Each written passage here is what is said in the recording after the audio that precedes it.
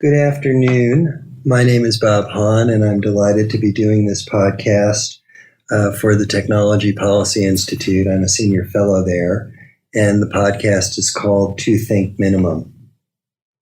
We're broadcasting to you today from beautiful downtown Aspen, and if you haven't been here, I highly recommend it. It's got a splendid view of some spectacular mountains. Today, it's my pleasure to interview, kibitz, and possibly chat with a person who's a good friend of mine and also an eminent regulator in the United Kingdom. And I'm going to say a little bit more about Cathryn Ross. But Cathryn, let me just say hi. Hi, Bob. Cathryn's a very well-known applied economist. Spent some time at Oxford with a good friend of mine, a professor there by the name of George Yarrow. And since then has moved on to greener pastures. Most recently, and I think where we met, Cathryn was head of the water agency in the UK. And what's the formal title for the water agency? Well, if you're seeing it on a Sunday, it's called the Water Services Regulation Authority, but for most of the week it's just called Ofwat. And do they have good water at Ofwat? Oh, excellent. First class. Good. In any event, Cathryn has actually moved on from Ofwat and now has a position in the private sector.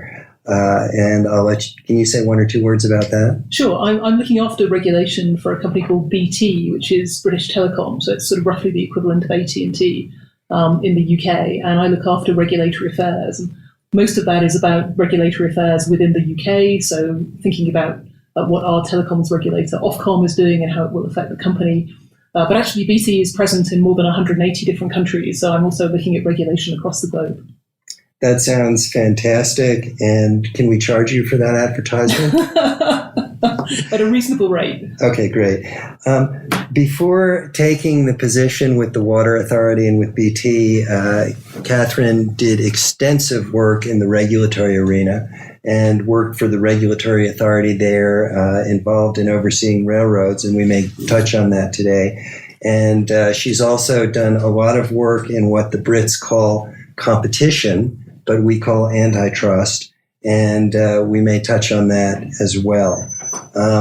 Her experience in the UK, I probably don't know anyone who's more experienced and also has a serious economics degree and who's done so much in the regulatory arena. So we feel very, very privileged to be able to chat with you today. And if you misspeak at all, I understand your jet lag. So one of the beautiful features of recording is that we can edit the tape. So feel free to let it rip on this very exciting subject. I thought we'd start by just a very simple question. Could you tell me, in your view, either with examples or with a definition that might be suitable for your or my class at Oxford, what the heck is economic regulation? Yeah, well, this is a really good question, and I suspect we could probably spend about 2 hours just talking about this.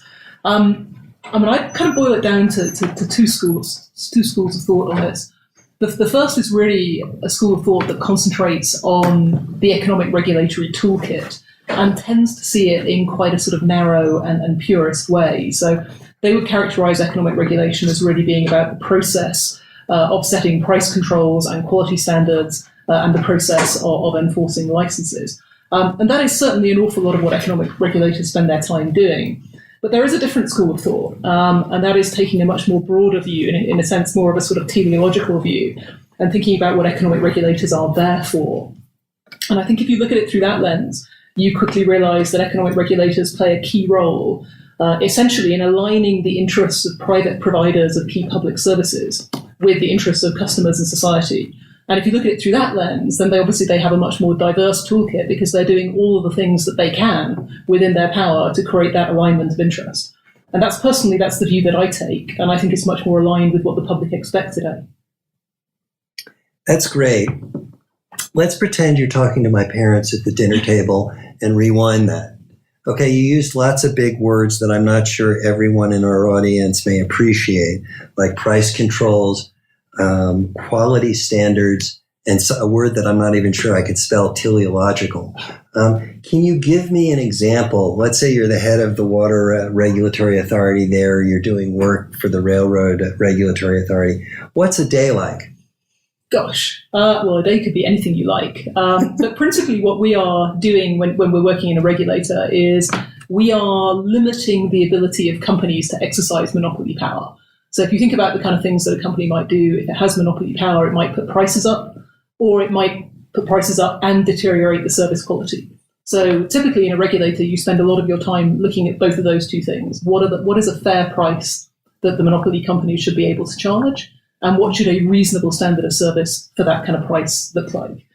Okay, so you're trying to prevent price gouging. Yeah. Okay, so that makes sense to me. So, as you know, I lived in England for about 7 years and used to ride the train on occasion, and I loved it, because one of the great things about living in England is you can get to 99% of the places you want to go by taking a train or a bus. So my wife and I loved the fact that you could do this, and the trains were supposedly fairly regular, but there were two problems I had. One was there seemed to be frequent breakdowns on some of the trains that I was riding. And the second is the quality of the coaches, I'm not sure what you call them, the rolling stock or whatever, was not always, I'm not talking about first class, but, might have been 30 years old. So what is it that the railroad regulators are doing to fix this problem? or why are we paying you or your successors to do this stuff? And what's the problem here? Well, I have to say, Bob, I mean, if you spent time in the UK as you did, you would realise that one of the things that the Brits like to complain about most is trains. So you are not alone in complaining about the quality of the train service in the UK. There are basically two different forms of regulation that apply on railways in the UK. So one is a form of regulation that governs what the people who operate the trains can charge their customers and the kind of quality of service that you experience on the train. And that's really done by government, because what the government does is it lets a series of contracts by which private companies can sort of bid for those contracts, and then they get the right to operate the trains on the tracks. And as part of those contracts, the government sets the prices that the train operators can charge their passengers. And they're also pretty interventionist on things like the quality of the rolling stock, so the quality of the train carriages that you're sitting in. So that's really all up to government. And then the government basically lets these contracts, and the people who bid the most for the contracts get to run the services, which is a little controversial because, of course, one of the ways that they get the money to bid high for the contracts is by saying that they will actually raise prices to customers. So one of the things that has happened in the UK is that the price of travelling on the trains has gone up enormously over the past 20 years, which means that people are wondering what they're getting for their money. But actually what's simultaneously been happening is that the government has been reducing the subsidy that's going into those train operations. So, taxpayers have been doing well, but passengers are paying more. Government, I think, is actually coming around to your view, which is that the quality of the trains isn't good enough. So a lot of the contracts that it's letting at the moment include a stipulation that the train operator has to bring in new rolling stock. Of course, that is causing another problem, because I think one of the things that you talked about is delays on the system. And of course, every time you introduce new rolling stock, you have to train the drivers to use the new rolling stock. But you're trying to keep costs down. So basically what you're trying to do as a train operator is you're trying to take your drivers and squeeze more and more out of them, including training on the new trains and driving the old trains. And one of the reasons why there's loads of delays in the UK at the moment is basically there's not enough slack in the system to do both of those things at once. That makes sense. So, that is not helping. So anyway, that's trains, which are regulated by the government through contracts. And then there's track. Now, track is owned by a monopoly company called Network Rail, which is now actually sitting back on the public balance sheet. And that is regulated by what you might call a traditional economic regulator that sets the charges that Network Rail can charge the train operators for running on the track. And it spends a lot of time trying to get under the skin of what efficient costs of running a railway would look like. And then, of course, when train operators and government want to pay for improvements to the train track, then the ORR, the Office of Rail and Road, comes along and looks at what the efficient cost of doing that is. And one of the most controversial parts of that is how do people get compensated when those engineering works on the track overrun. And so, there are a lot of delays, but whenever that happens, there's a transfer of funds that goes from Network Rail to the train operators, and in theory should go from the train operators back to the passengers, but of course the passengers don't claim the compensation. So actually those delay minutes are quite a nice earner for a lot of the train operators in the UK. So I don't want to spend the whole time on railroads, but they do fascinate me. And I did get a Lionel set for Christmas one time, and it was great. And I love putting the smoke tablets in the engine and watching the engine as it went around the track. But I have a broader question for you. So we have a company in the United States called Amtrak. That provides service between New York and Washington and other places like Boston. And it's been subsidized for a long time.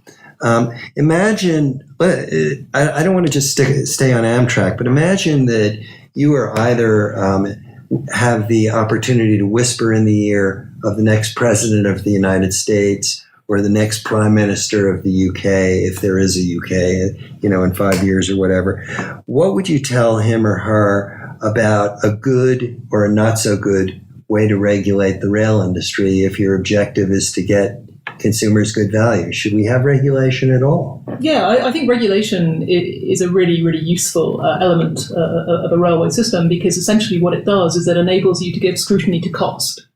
So railways are complicated things and they're costly things. There's a lot of just on-the-ground engineering.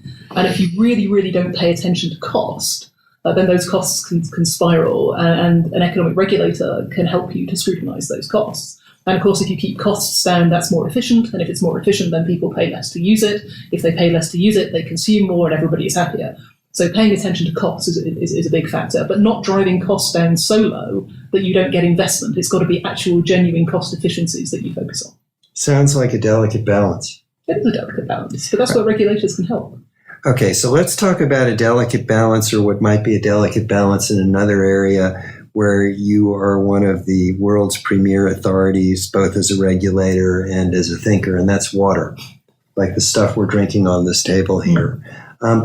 What challenges did you face as CEO of the Water Regulatory Authority in the UK? And what can you tell us about the challenges you faced, how you addressed them, and lessons that can be learned more broadly in the area of water? Yeah, where to start? I mean, a lot of the challenges that we faced when I was at the water regulator are actually quite common to regulated sectors across the UK. So one of the things that we were trying to do was incentivise a massive programme of investment, particularly to improve environmental quality and also to improve resilience of water supplies in the face of things like climate change and population growth. And that is great. That's really, really important. But of course, you have to manage that with the fact that people need their water bills to be affordable. And in the UK, people pay a separate bill for their water services. So it's very transparent. That's great. People can see what they're paying. But there's a limit to how much they're prepared to pay. So ultimately, the question you're trying to solve is, how do you get massive, 100 million pounds of investment into a sector while keeping bills affordable? And a lot of that came down to how you use the regulatory toolkit. Because, of course, if you're regulating a monopoly service, and you're regulating a service where you're pretty sure people are going to demand that service not just today but into the future, then one of the things you can do as a regulator is you can enable the companies that you regulate to smooth costs between generations, because you can give a guarantee as a regulator that if the firm incurs those costs today, then you will enable it to recover those costs through regulated revenues in the future. So that was the big balance. Probably the biggest problem that the economic regulator was trying to solve in water in the UK was around intergenerational equity and how you spread those lumpy costs over a long period to help everybody get not just the resilient water supplies you need, but also the environmental quality. So I heard you say a couple of things, and I guess I have a question. So you talked both in the context of rail and in the context of water about getting people to invest, I guess, in the infrastructure, the rolling stock, or whatever you need to supply water. And then you also talked about this four-letter word that you mentioned earlier that economists like to use called cost. And you want to keep the cost down. So is this a generic feature of economic regulation where you're trying to encourage investment in there, but you're also trying to make sure that people get reasonable value for their money? Yeah, I mean, to an extent, that is certainly true, because even if your network is in more or less steady state, that network has to be maintained and it has to be renewed to maintain its capacity. But I think one of the things that we're living through in the UK right now is that we're 30 years after a lot of our public services were privatised. And some of them are now approaching a period where they need, massive game-changing investment. So, for example, in the electricity transmission network, government has come out with a target that the UK will be net zero carbon by 2050.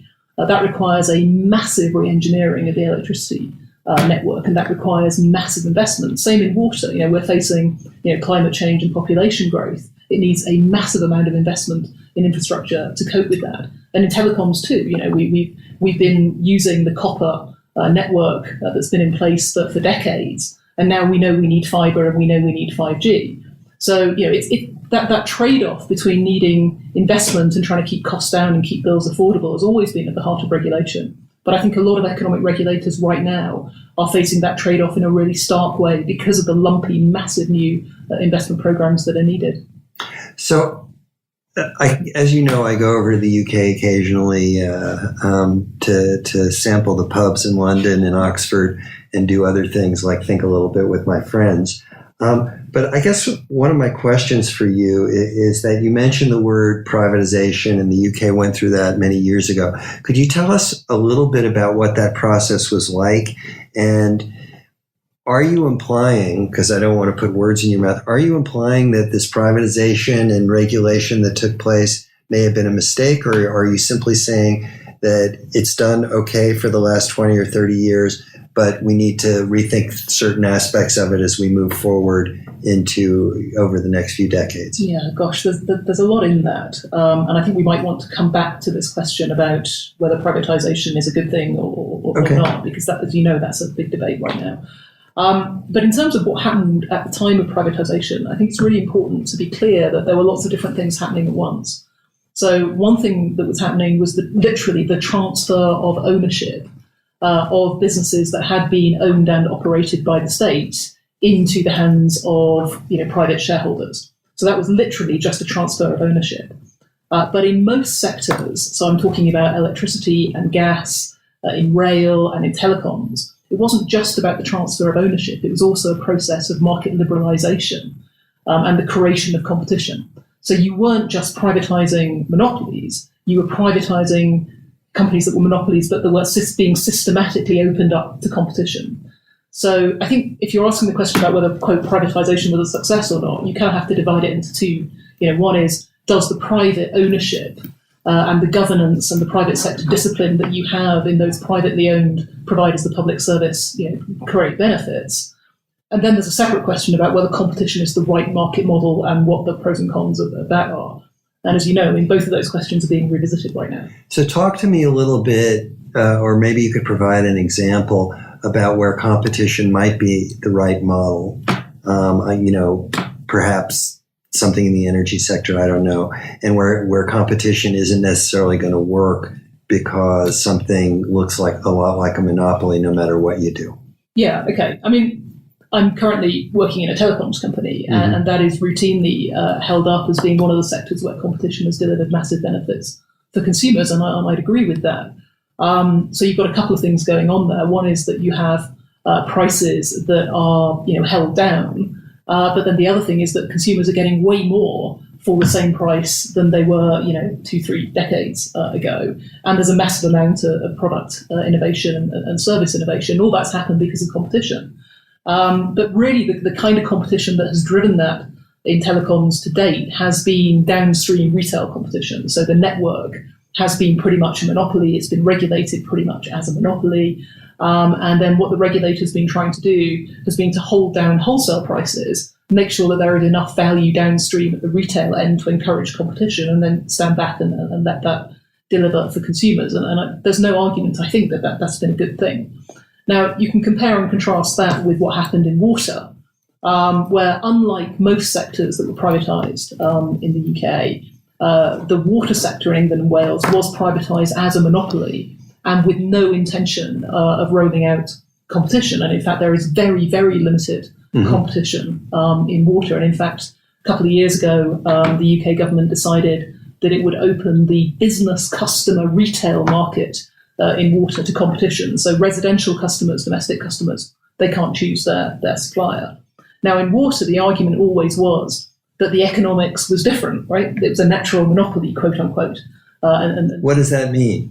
Bigger is better and cheaper, or what does that mean? Yeah. So, I mean, in water, really, the issue is that water is cheap as a substance. It's heavy. And basically, there are long distances between where the water is and where the people are. And so actually, it doesn't really work to introduce competition in that environment. So it's always been seen as a natural monopoly. It's always been seen as big, heavy, low value, and not susceptible to competition. But I would argue, and I did argue when I was regulating water in the UK, that you need to distinguish between different parts of the value chain. So the wholesale provision of water, so getting the water out of the ground, treating it, transporting it, and getting it to your tap, that is a monopoly. Mm-hmm. It doesn't make sense to have duplicated networks. It doesn't make sense to have two different sets of infrastructure doing that. But actually, at the retail level, when you're really talking about customer service and you're talking about billing, anybody could do that. The economics of that aren't telling you that there can only be one provider, because lots of people could do that. And I was quite pleased when the UK government decided to open the business customer market in England to competition, so then they could see what benefits that could deliver for customers. Now, it's only been open for a couple of years, so it's a bit too soon to tell. But there are certainly developments that are happening in the water sector for business customers that would never have happened without competition. So some politicians, notably the head of the Labour Party, have called for nationalising certain industries or certain sectors in the UK. And I'm wondering if there's any place that you think nationalisation, as this politician defines it, might be preferred to smart regulation, or if it's not a good idea across the board. Yeah, it's certainly getting a lot of traction publicly. There's no doubt about that. And if you look at some of the survey data that shows you what the British electorate thinks, there is massive support for renationalising water, massive support for renationalising rail, and massive support for also renationalising the post office. So those are things that people seem to care very deeply about. I haven't got too much experience in relation to the other sectors, but we did do some work on this when I was at Ofwat, when I was at the water regulator. And it was really interesting to see how people thought about water. So just to abstract 1 minute from the question about price, service quality, and all that kind of stuff.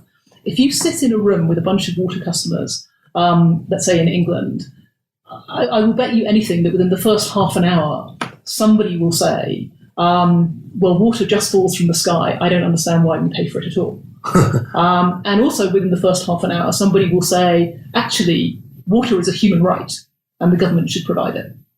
Now, I agree. I think water is a human right. I wouldn't necessarily equate that with government provision, but it is a human right. And people aren't daft. I mean, they do know that it does cost money to take water out of the ground and to treat it and transport it. So I wouldn't take that statement literally, but I think it tells you a lot about how people feel about their relationship with water.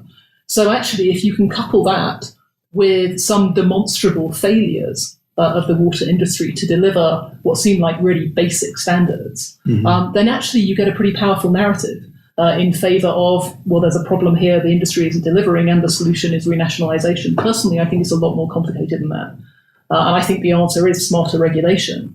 But you can also see why there's a plausible narrative for a different view.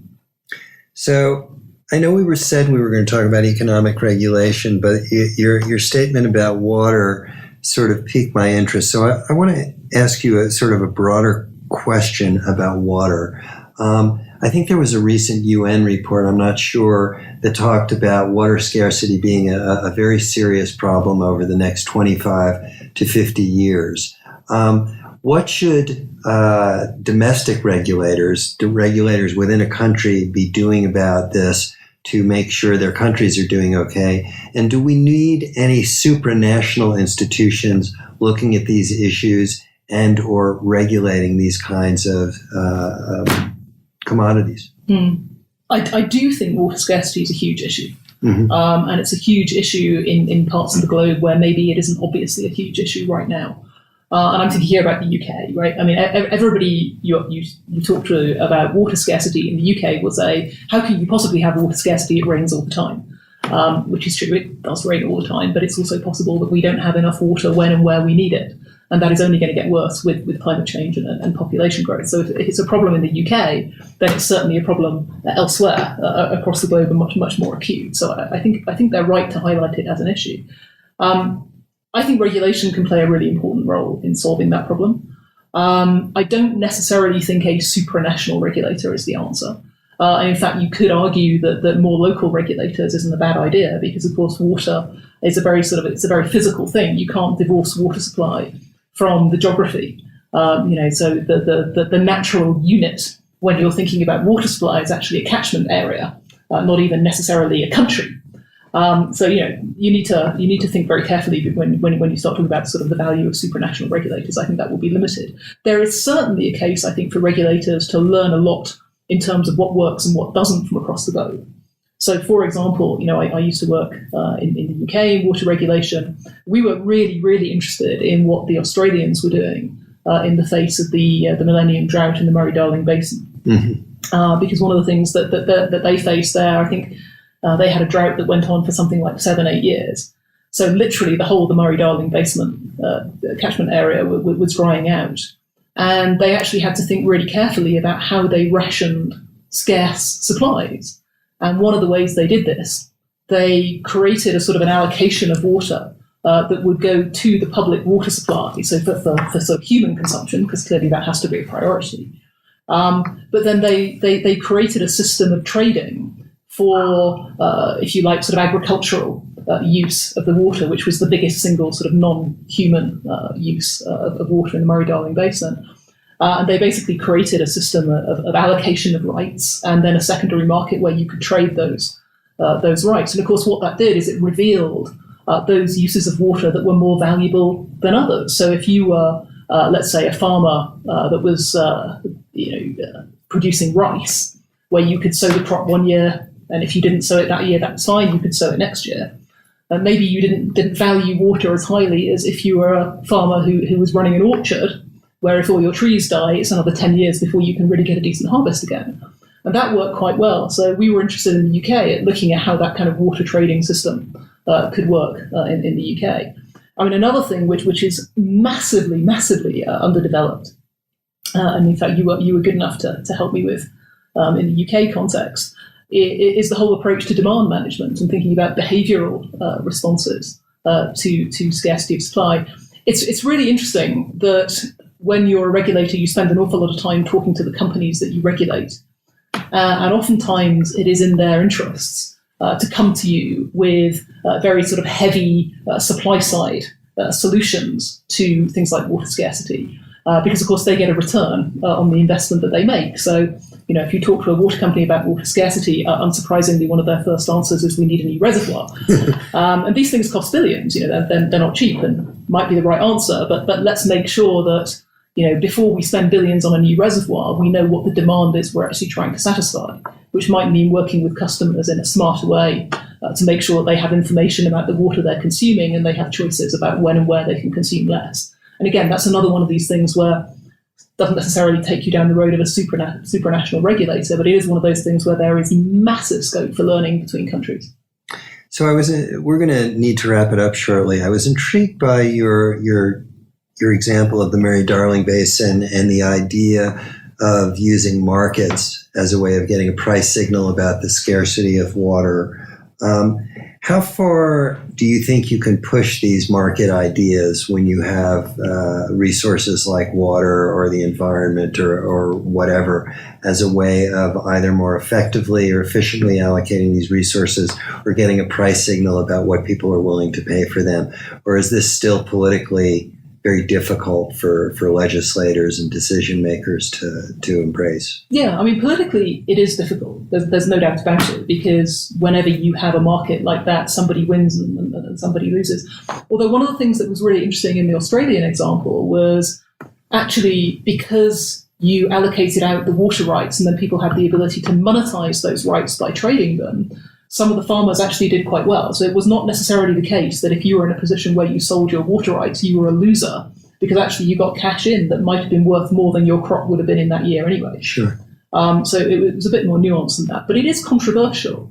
And there is always, I think, a little bit of a temptation for politicians to want to make these kinds of decisions in terms of rights allocations themselves, because they have democratic legitimacy. It should be their call on who gets this water. That's why they've been elected.